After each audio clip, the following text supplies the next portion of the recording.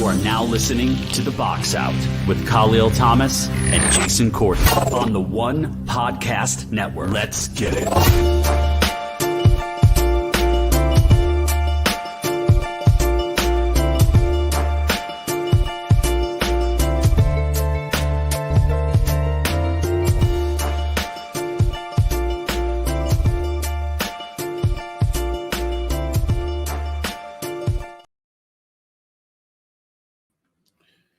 From NJ to BK in the world, it's The Box Out here on the One Podcast Network. My name is Karl Thomas. Joining me in just a few minutes will be Jason Courtney from Brooklyn, New York. I'm going to start with this because this is basketball. I know that we talk basketball here, but the Mets made the playoffs today. I'm very excited as a Met fan, lifelong Met fan, lifelong just a painful existence that I lead as a Met fan and a Knicks fan and a Ranger fan. Giants fan right now. It is just good to have some success. The Mets are in. Congratulations, boys. Playoffs starts tomorrow. And, yep, that's where I'm at. I'm in a good mood. So let's get right to it. Our opening tip. So on Friday, I was working, Friday night, and I came across this news tip. I came on my phone, and the tip said, Karl Anthony Towns traded to the New York Knicks. And that immediately set off alarms in my head. Like, what is happening? What is going on? How did we get here? I want to do emergency pod on Friday, but I was working. I know Jason's always busy, always doing stuff. So, last minute emergency pods are kind of tough. I think the last one we might have did, I think the last emergency podcast Jason and I did was when Carmelo Anthony got traded to the Knicks. I think it was like a Saturday night. I'm like, we got to get on. And that was when we were strictly audio, doing our own thing. But this trade, and I'm like, obviously you're hearing from different sources, and we don't have Woj anymore. So you're like, okay, is this true? Is this a legitimate trade? Is this one of those Twitter X bullshit trades that you hear about all the time, constantly? And then my man Shams, he reported it, and that's when I knew it was a real deal. It was the real deal. So, Karl Anthony Towns, it's still reported. I think they're still trying to iron out some details of the trade. But as of right now, the trade is this. The big parts of the trade is Karl Anthony Towns to the Knicks in exchange for Julius Randle, Donte DiVincenzo. The reports are saying that the Charlotte Hornets are the third team to facilitate some money and some cap issues that might come from the trade. But the trade hasn't officially been consummated. We're still waiting for the official word on the trade to actually happen. But a trade like this, it shows that the Knicks are like legitimately serious about going all in and saying, we're going for the title now. We want the title. We're going after it. I think the Bridges trade from the Nets, I think that pretty much set up that idea of like the Knicks going all in. Them picking up Towns was that final piece of, we're serious. We're not messing around. We want a title, and we're going to get this title, and we're going to go get this. For Randle, it ends a very tumultuous, as they say, tumultuous tenure in New York. And, as a Knicks fan, my relationship with Julius Randle has been up and down completely. Some days I love him. Some days I can't stand him. Some days Julius Randle is balling out. Some days Julius Randle is stuck on the offensive end of the court complaining about a no call while the play is going on the other side of the court. That's my relationship with Julius Randle. So, I'm kind of in between on how I feel about the trade. Part of me thinks that, new beginnings for Julius Randle, good luck. Part of me that we get Karl Anthony Towns, perennial all-star, who's going to add some more scoring to the team, which we needed. It fills that big man role, especially since Mitchell Robinson's out until December or January.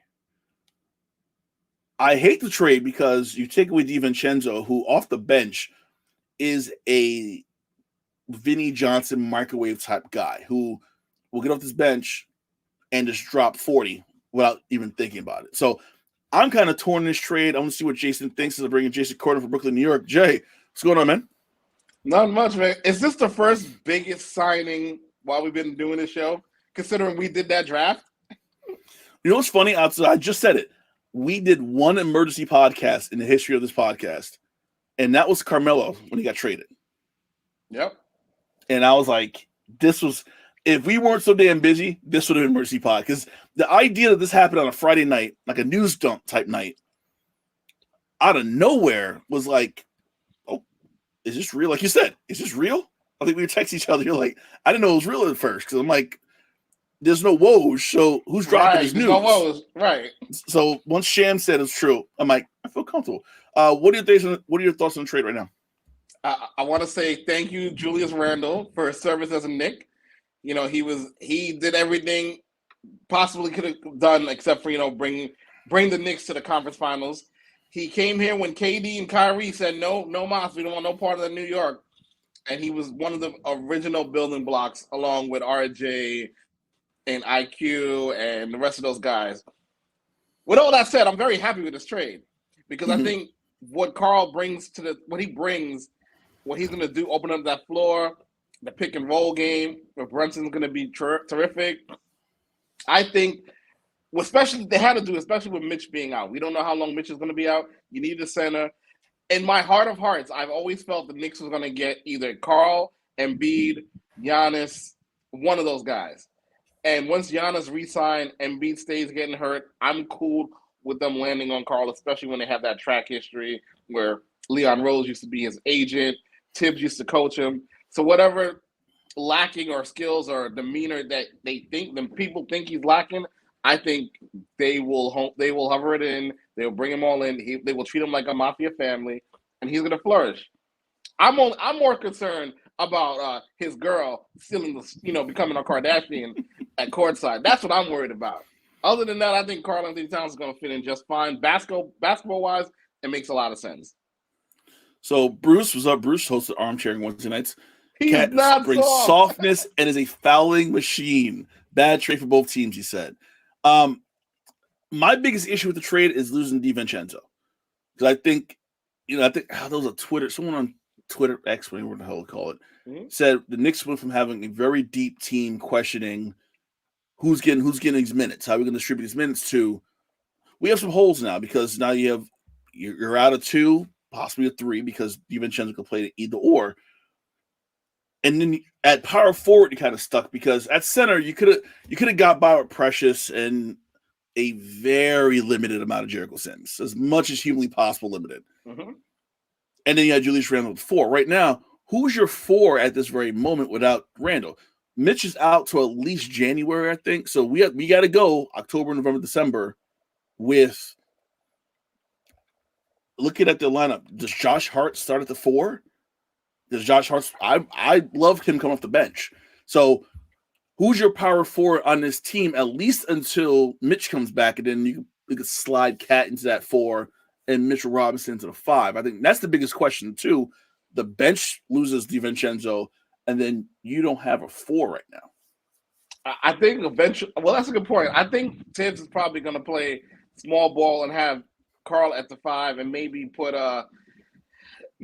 Hart at that 4, or maybe if Obi's comfortable going over there, they could do that. But what I think what's going to happen is you're going to see a lot of Precious and Karl in the lineup at the same time, and I think they're just going to go big. I think, like you said, I think Hart's going to pretty much he's going to anchor that second unit until they figure it out. But maybe they're not done wheeling and dealing yet. Maybe Mitch is on the block, and maybe they could flip him for another center and a shooting guard. So Bruce said in the chat, Cat refuses to play the post. All he wants to do is shoot 3s. True, but I think that also helps because that catch and shoot ability that he has, and one, it clears out that middle. Yep. Randle just kind of clogged up the works a little bit in that middle. Not to mention, you take the ball, that Randle handle we talk about, that's not a thing anymore. Randle needs the ball in his hands. Randle needs the ball in his hands so much. Cat doesn't. Cat's like, give me the ball, shoot, and he's 40% on catch and shoots. He's that guy. I think Brunson driving, kicking it out to Cat behind the 3-point line or from a long range jumper, I think that's not a bad thing to have.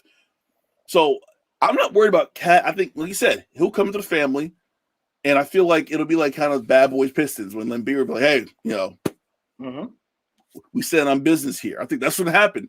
Brunson, Hart, Bridges, Marcus Morris, who I forgot we signed to a non-contract deal, who's going to be there now. He's that dude. I feel like those guys are like, we stand on business here. You're going to work, you're going to hustle, and you're going to get gritty.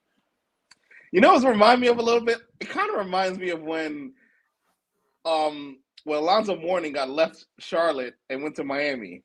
All of a sudden, it was like, where's this tough guy attitude came from? I think that's what's going to happen with Karl when he comes to the Knicks, especially if Embiid try to punk him. Because I was looking at a lot of highlights between those two all weekend. Yeah, I'm curious. I think that matchup is why we got Karl Anthony Towns. I think for the Embiids, Porzingis, Giannis, I think that's why we brought him in. That was our thing. Like, how do we match up against the Celtics, the Bucks? We needed this guy. I think if Marcus Morris is kind of like washed, let's be honest. Marcus Morris is not giving you 20 points a game, but Marcus Morris gave you 10, 15 good minutes a night. Easily give you 5-6 rebounds a night. Yeah, and some technicals because he threw an elbow at somebody. What are your thoughts on losing DiVincenzo though? Because I feel like that's my biggest problem. I think DiVincenzo, his big shot making ability. Who's going to be that guy that's going to make those shots that DiVincenzo was hitting, especially in the playoffs? As much as it pains me to say I'm going to miss DiVincenzo, he was going to lose minutes. Especially the moment they got Bridges, I feel like his minutes was going to go down. He probably wasn't going to be cool with that. He's not on the podcast. He's not on the roommate podcast like that to really be an anchor of this Villanova Knicks. So I think with all that said, I think Bridges, I think it's going to be by committee. I think there's going to be a lot of open shots, a lot of ball movement, and we'll miss his shot, but I think we got other guys that's going to be able to knock down corner threes. So another player who kind of got brought up in the who could fill the role of DiVincenzo, Landry Shamet, just like Marcus Morris, signs a kind of a non-guaranteed deal. Shamet, who hit a bunch of shots a couple of years ago with Phoenix, kind of just fell off the face of the earth.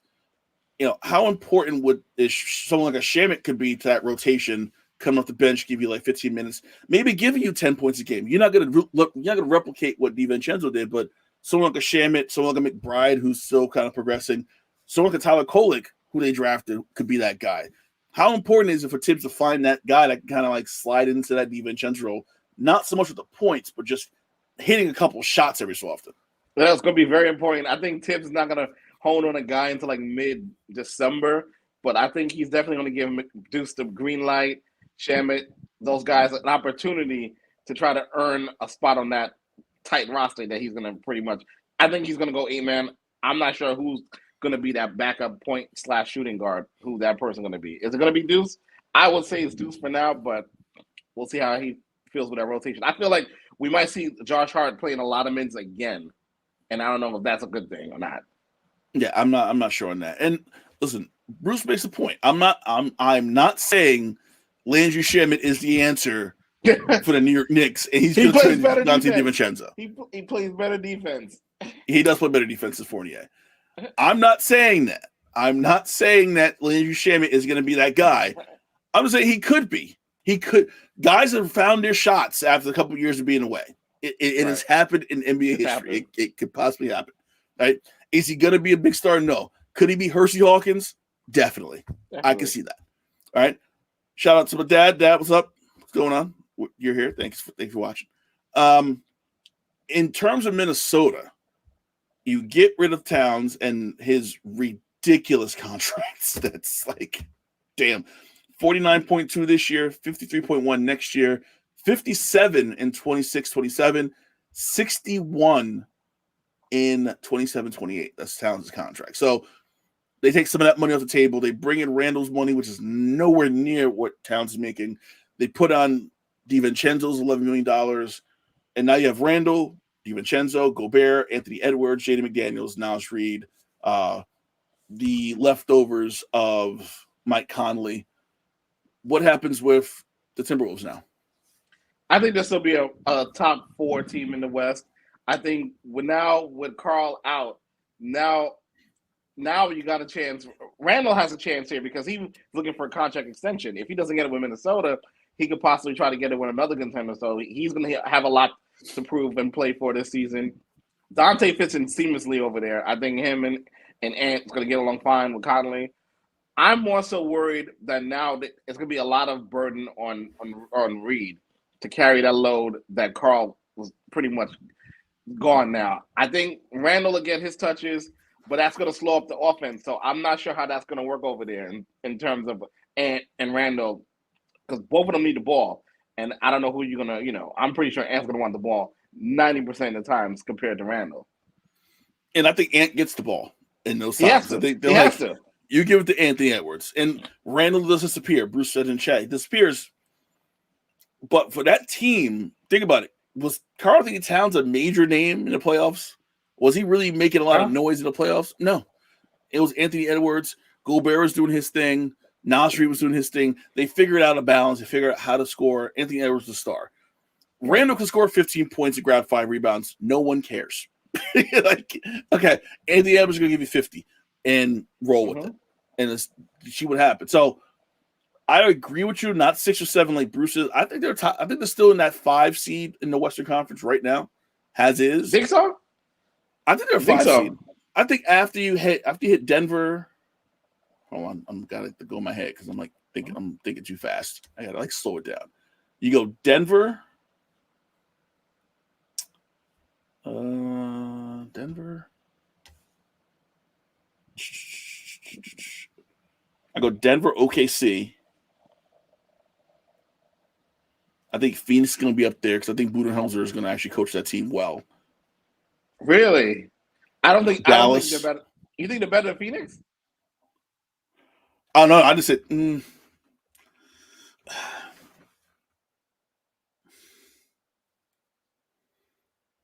No.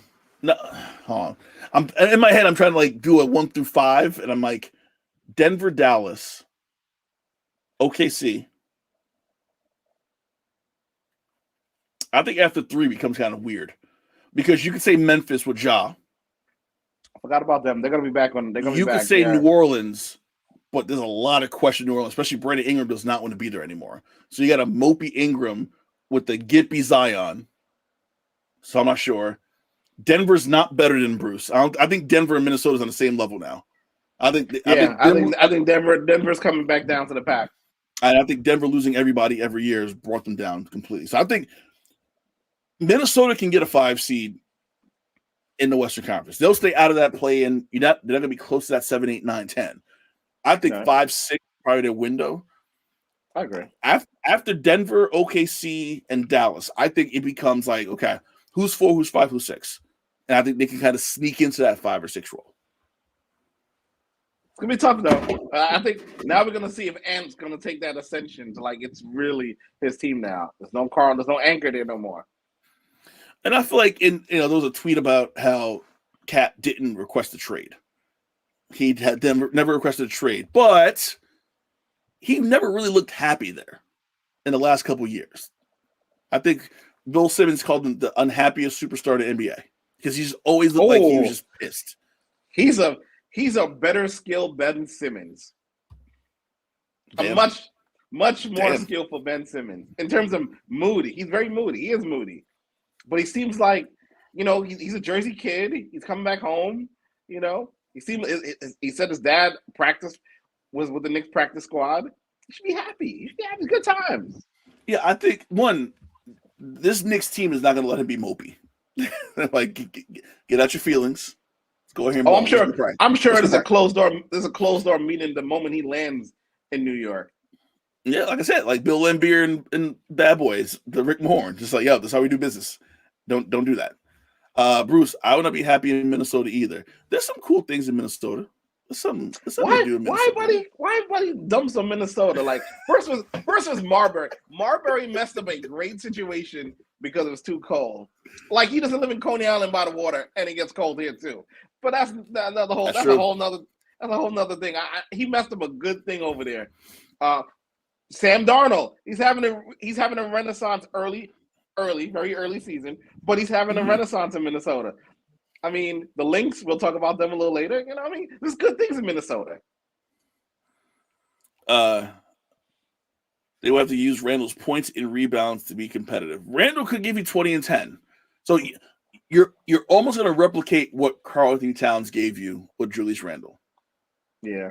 Randle's going to get to the paint. Don't you worry. Mm-hmm.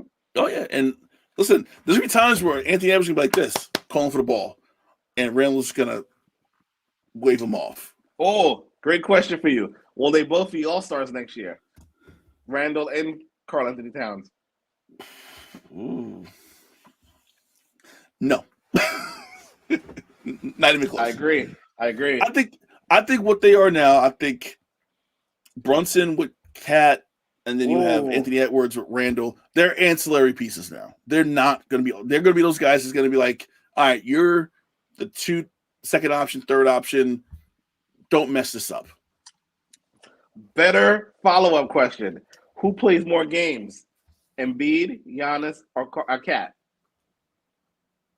Cat. Because I feel like those two guys are already like. I know Embiid said he dropped like 25, 30 pounds for the season.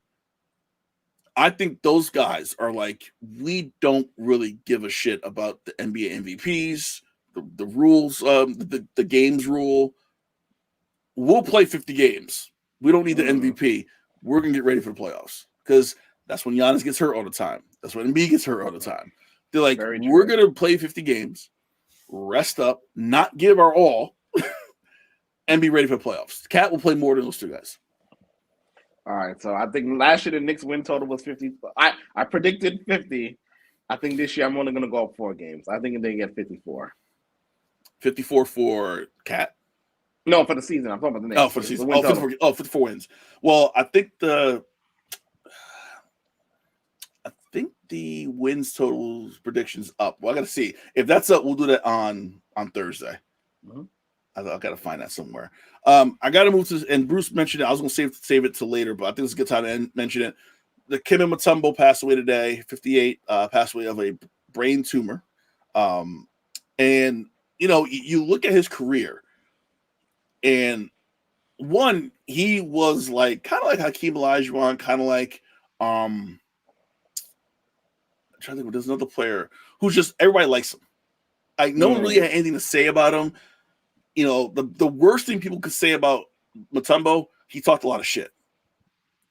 But that's like the worst thing people said about him. Mutombo could talk some shit to you, right. But well-liked player, played hard, and actually, I think really brought basketball and made it a bigger thing and made Africa part of the NBA. 100%, yeah. The NBA family. Because I feel like, you know, you really didn't have an African presence. The NBA didn't have a presence in Africa until the Timberwolves started really kind of pushing, you know, hey, we should bring it there. Like, they love the NBA in Africa. Let's really push it. Now they have the African NBA League over there. Yep. You know, what are your thoughts when you heard about Mutombo? What were your thoughts about him as a player? As a player, great Hall of Fame career, great ambassador. That's the whole thing. The whole time I was thinking about it, as great as his career was, he was an even better ambassador he made the NBA global on a global stage. He, you know, everyone in Africa. If it wasn't for Mutombo, you wouldn't have the Embiids. You know, guys like that. Those centers who came along, and in his day and age, you know, he wasn't Shaq, but he was just as dominant and forceful as Shaq. Shout out to that. Was it 01 they played in the finals? Oh, that was a great matchup. I mean, Shaq was not trying to back down from him, but Mutombo was not letting Shaq get off the hook easy. But very sad day. Feel sad for the Hoya family who produced nothing but great centers. You know, feel for those guys as well. But Mutombo will be remembered long from now, especially for all his contribution he did overseas. 7'2" center of Georgetown, 8-time All-Star, 3-time All-NBA selection, 2015 Hall of Famer, 9 points, 10 rebounds per game for his career, and seemed like he played for every team in the NBA. Technically, he was the first 8 to beat a 1, too. Yep, forget that. With Denver against Seattle. You had the image of him holding a basketball over his head and like celebrating. So that was, I think, that image. I think when the NBA brings back It goes back on NBC. That was one of the images they had in that opening. You might see that again because I think that was one of those images of like one of this crazy celebration of emotion and just how big it was for 8 to beat a 1 Especially in back that then, time. That never happened. And people say it was a 5-game series, and Mutombo actually dominated offensively and defensively in that series. So I feel like that series was at his kind of coming out party. Besides just being a good rebounder and good defender, he really kind of showed his post game, really showed some of those skills offensively that we didn't really get to see all the time. But I think in that series against Seattle in 90, I think it was 93? 93, yep. 93. I think you saw that his game actually had more facets to it than just blocking shots and rebounding. Masai Ujiri, the Toronto Raptors president, he was talking about it during their media day today. And he was tearing up because, you have a person who passes away so early. Very early, Not of anything crazy, not just, brain cancer, which it's hard to kind of gather like this. He's not here no more. He's 58 years old. Right. But knowing that he did so much for everyone and, Special Olympics, and he did a lot of UN projects and was the ambassador for the NBA. So it wasn't just his on-court, but his off-the-court stuff really made him who he was and really made him the legend that he is right now. Yep. So rest in peace to Dikembe Mutombo. The NBA had a really good statement. I'm going to read their statement, but it was a really cool, touching statement. Along with a lot of the teams that he played for, put up good tweets, X's. I still don't know what to call it now. So it was sad. It was sad to hear that. And then we had Pete Rose pass away like an hour ago, which is like, what is going on? It's a tough September, man. Tough September. He comes in threes. Bruce, I like that he had an accent like me. That's true. That's true. I mean, listen, the Geico commercial was still my favorite Geico commercial of all time. Like my favorite. Mutombo had a solid career, as well educated, very educated as well, and actually spoke 9 languages. Did not know about the 9 languages. Wow. Yes. So that was a sad day. Pete Rose, we'll talk about.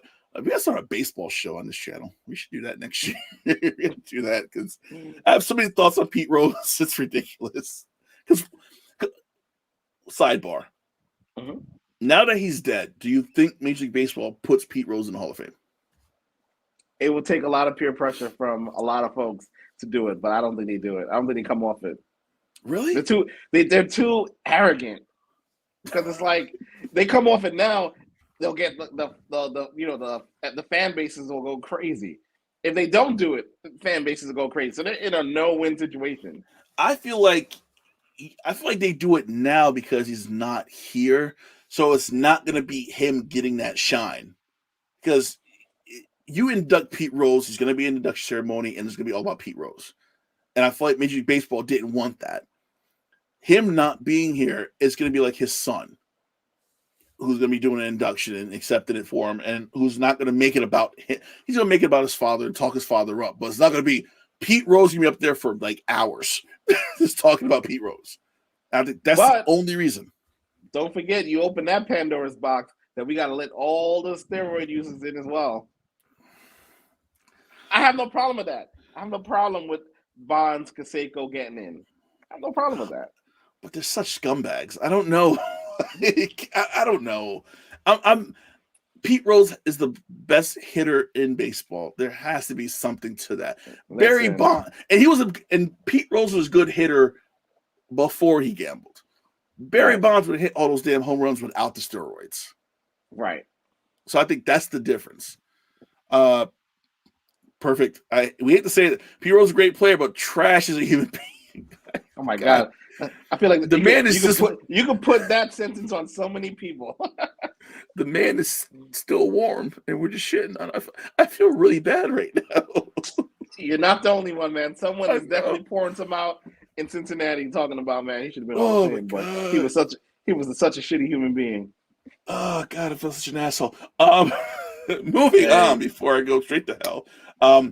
Game 1s of the WNBA Semifinals took place yesterday. And listen, were you there yesterday or no? I was there yesterday. Okay. So Liberty beat the Aces by 10. Breanna Stewart went off. started to make up for last year in WNBA Finals when she just no-showed the whole final series. So she had a big game, over 30 points. They almost blew it. I will say that. They tried to. They tried to. But what were your thoughts watching the Liberty more early on than late yesterday against Vegas? Liberty remind me of the Ravens, where it's like they go steamroll and they're on to the races. They're hard to beat. But once they get into that little funk and they settle for threes, you can easily come back in the game. And I think at some point the Aces figure that out later down. So I want to see what game 2 adjustments they make. But I thought the Liberty had to win game 1 just to get that psyche of we can really hang with this team when it comes to the final. When it comes to getting that finals revenge. So I think everything. Stewie's got to be consistent though. She showed up in game 1. She's got to show up the entire series because the Aces are only going to get better as the series progresses.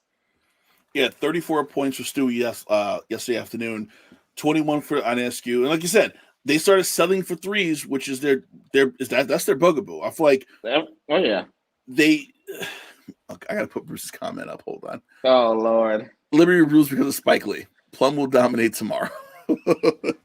I was shocked to see Spike in a Liberty jersey. That was the first time I saw that. Spike is all in. I give it to Spike. He's all in. He's all in. When Spike is in, Spike is in. Spike's like, I'm here. Let's get it. He'll wear every jersey except in a Sabrina jersey at that. Yeah, Plum did not like that. I was very hyped about that. I think it's weird too because they won this game and Benigel Lady Hamilton only had 4 points and shot 1 of 6. She looked bad. She looked bad last night. So I'm on the impression that even if Stewie doesn't have that 30-point game, Sabrina doesn't go off for like 42. Lainey Hamilton is not going to play as badly as she played in game 1. So you're going to get a 10-point improvement on her 4 points, which is going to help them out a lot because Plum's going to come out. Asia Wilson had a good game, but it wasn't like this memorable Asia Wilson game that we're used to seeing. Yeah.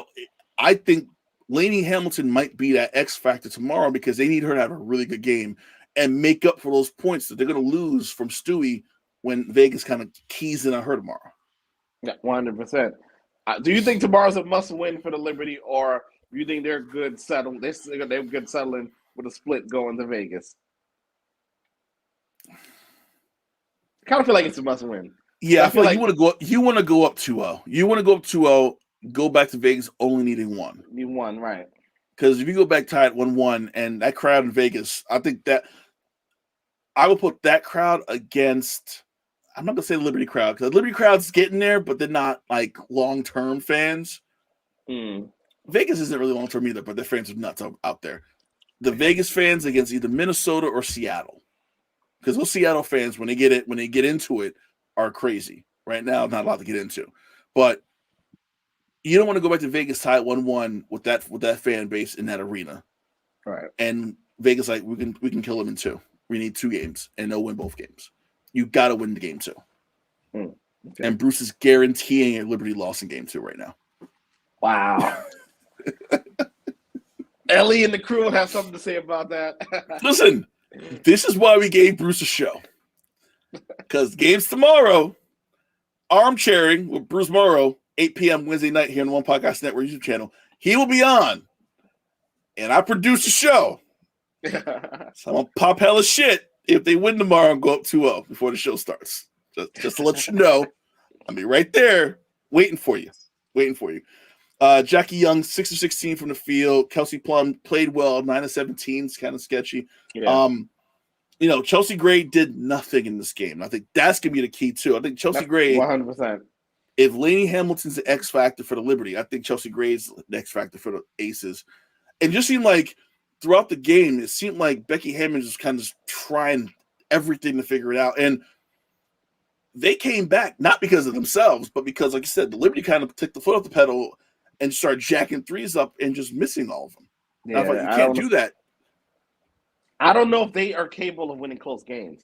That's something they're going to have to figure out in one of these games. Because one of these games are going to be close. And I don't know if that's where we're going to really test their, their will, if they can really close out a close game. Because they're good at winning, blowing large leads and winning comfortably. But we'll see. All right. In the other game yesterday, Connecticut walked into Minnesota, into the Target Center. I was shocked. Got a 3-point win over the Lynx. Yeah, shocked was the right word. I was not expecting that to happen. I will say this, and I'm bringing up the numbers now. Marina Mabry might be my new favorite player because she shot terribly. Still ended up with 20 points, 6 3-pointers. She's a game changer just because she can knock down any shot from anywhere on the court. Anywhere. Yep. It is very interesting to see Marina Mabry on the court and to see Chicago just get rid of her, especially see how Chicago ended the season when you needed scoring and you let Mabry just go. I think she is the biggest reason why they won the game. Obviously, you have DeWanna Bonner, you have Alyssa Thomas, but Marina Mabry might have been, whether it was an offseason or a trade deadline trade, the biggest acquisition in the WNBA by far. Yeah, Chicago didn't. It doesn't look smart what they were doing with that. Like now, maybe because they wanted the youth movement, and then shout out to Witherspoon who got fired, which was probably that was a whole job at itself. But I definitely think Connecticut has a shot. I think they have a shot to take another one out of Minnesota. And if it's Connecticut in the finals, I think that bodes well for either the Aces or the Liberty, in my opinion. But we also have to be real as well. I want to hear this. The Fisher Collier, 7 of 16 from the field. Lana Smith, 2 of 9. Kayla McBride, 5 of 11. Courtney Williams, 3 of 12. They're not doing that every game. That's not happening again. So, Connecticut got lucky because Minnesota had a bad shooting night. I really seriously doubt Courtney Williams is going 3 for 12 tomorrow night. I seriously doubt Kayla McBride is hitting just 5 of 11 shots or Alana Smith hitting 2 of 9. So Mabry is streaky, as Bruce is saying in the chat. Their defense wins games, but Mabry hits those shots that kind of goes with the defense. So you have to you got to hit some baskets. Even if you shut the other team down, you still got to make some baskets at some point. It's going to be interesting to see if that can even happen or not. Now, do you think both series go to 5? Yes, I think we're going to see a 5-game series. I think I'm going to put you on the spot. Mm-hmm. Who's winning? I got Aces and Lynx. Damn. You're not picking the Liberty?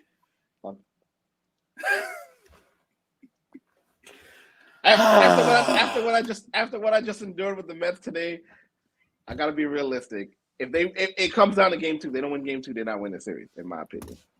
Okay, I have a beef with this. Sun knows Courtney Williams' weaknesses. McBride disappears in the playoffs like Jonquel. You cannot say that about Jonquel Jones after game 1. Now, after game 2, if she goes like 4 and 5, cool. Right. Jonquel Jones came out last night and balled out. So her primary objective is to slow down Asia. So let her keep doing that. Yeah, and she I mean, you said it perfectly. Slow down. Slow it down. Not shut down. Slow down. I want to go back to what you said about Teresa Witherspoon getting fired from Chicago. After one season, you had a young team. Right. A lot of injuries. That last 2 weeks of the season, it was just injuries all over the place. No one was healthy. Why do you think she got fired? Because I'm still kind of gathering information as to, like, did the players not like her? Did she clash with ownership? Angel put out a big statement talking about how much he supported Witherspoon. I think it's more so maybe ownership. They didn't like the philosophy. Maybe that. But that's the philosophy you hired her for. So why would you fire her? Now that lies to me now. Question. That's my issue when coaches get fired after a season. Like, you hire them knowing what the philosophy is, but you just let them go. Why did you hire them in the first place? Or what changed between when you hired them to the end of the season? Because they would have made the playoffs if one of them didn't get injured. So the GM didn't hire Teresa Brissett. True. Mm-hmm. But if you saw the work she did, I don't care what general manager you are. You have a young team who was in the playoff hunt to the last game, even with all the injuries.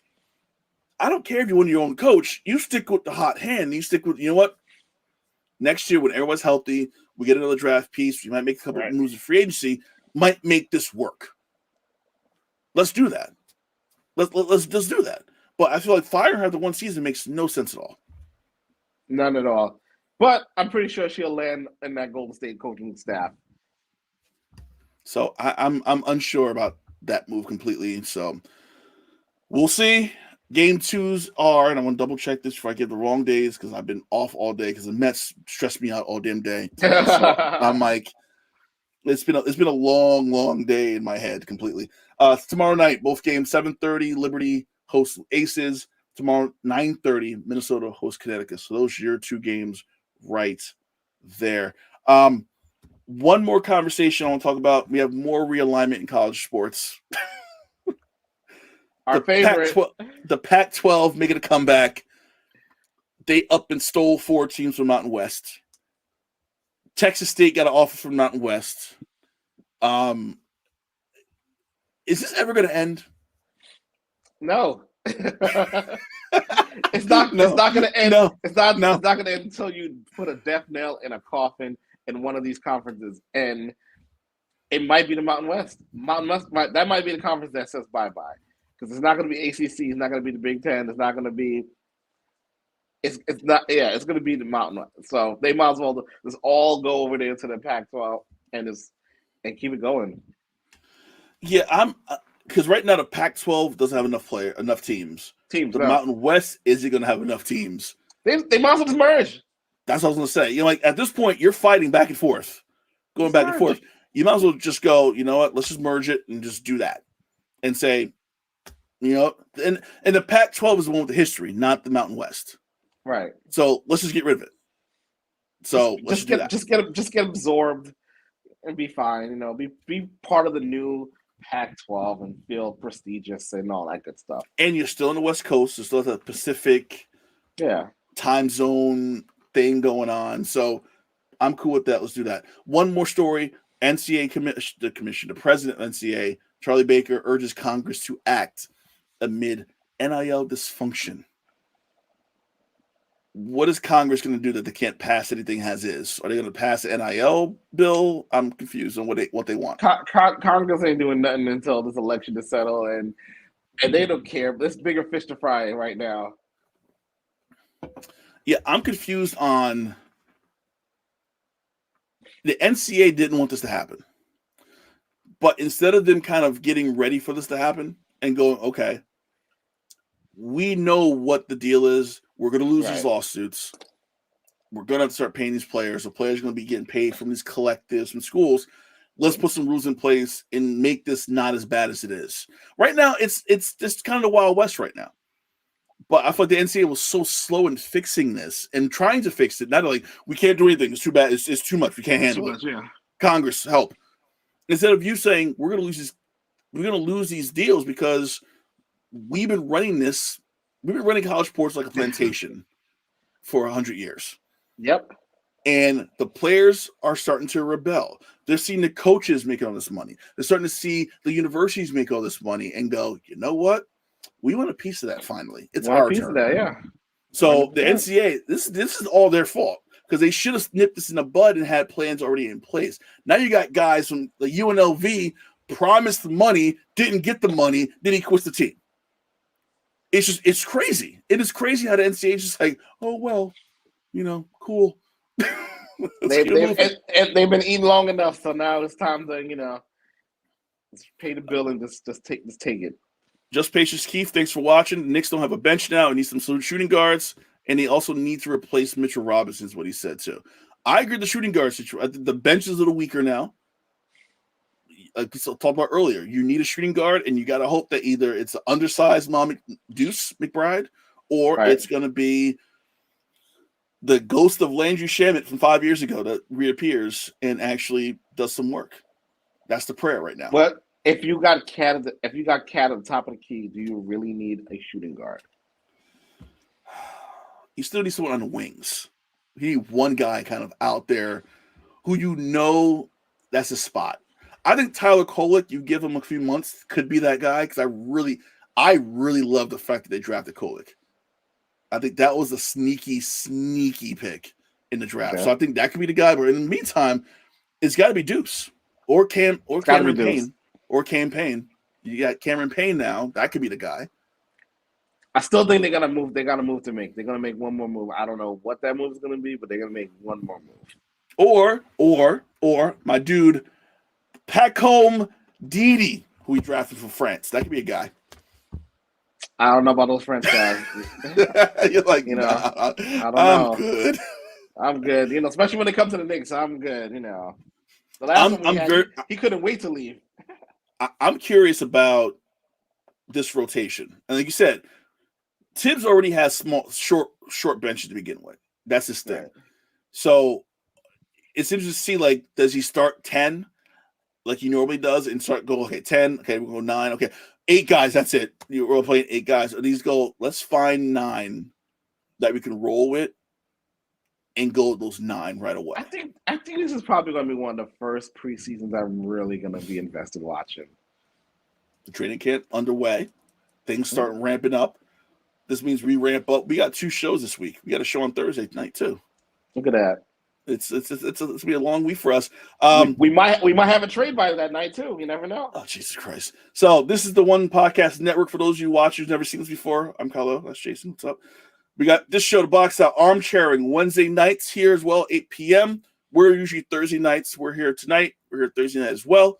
We are also on X, Twitter. What the hell is that? I don't know what the hell that is anymore. I'll put that up real quick because I see a lot of new people. Karl Anthony Thomas, Busy J for him. Armchairing will be this Wednesday at 8 p.m. Hopefully, the Liberty wins so we can make fun of Bruce. That's what I'm hoping right now. At this point, I just needed a win because I want Bruce to do a show and know that they're up 2-0. That's my hope right now. Don't care about the Sons of Lynx tomorrow night. I only care about the Liberty and armchairing on Wednesday night. So that's how I feel about it. Real quick before we go, your thoughts on the Vince McMahon documentary? Oh, I loved it. Vince is a sick. I loved it. Vince is a sick. He's a sick individual. One, he wanted the wedding. He wanted their real wedding to be on pay-per-view. Sick. He wanted a storyline where he impregnated his daughter. Sick. He's upset about what WCW did when he pretty much killed the territories. Sick individual. And I thought it was a good documentary. I thought it was a really good documentary. I'm only at episode 4, but so far I'm like, I just ruined some stuff for you. No. I saw like the wedding stuff. No, I'm to the point where I'm like, yeah, he's a scumbag. Like, which we already knew. We kind of knew Vince McMahon was scummy. But to his point, his fairness, if he didn't turn a scumbag, if he didn't screw Brett, we might have a WWE right now because that really changed everything. Okay, listen. That's Brett screwed Brett. Okay. Brett. That too. But it was able to morph Vince into a character, and the industry has never been the same since. Yeah, and still not. Apparently, he's making his own documentary to counter this one with former producer Kevin Dunn. So it should be interesting to see how that works out because that just seems like a shit show as well. But I'm going to finish it probably this weekend. I'm probably going to text you when I'm done and be like, because I know that last part's going to be crazy. Oh, yeah. So I'm looking forward to watching that. But I'm going to text you when I'm done because I probably got a lot of thoughts on that. So, all right. Jason, always great show, bro. Likewise. All right. So, Bruce Morrow, armchairing. That is Wednesday night, 8 p.m. We'll be back Thursday night, 8 p.m. with some over-unders for the NBA season. Telling what you think. Listen. I might go over this year on the Knicks. First time in our show history. I might actually go over the Knicks. I'm feeling confident. I'm really feeling confident. So we're back Thursday night here on the One Podcast Network. For Jason, I'm Kahlil. Thanks so much. We'll see you on Thursday night. Peace.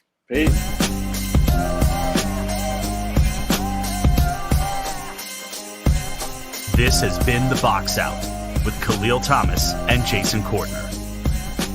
Subscribe now for the best tri-state area basketball talk.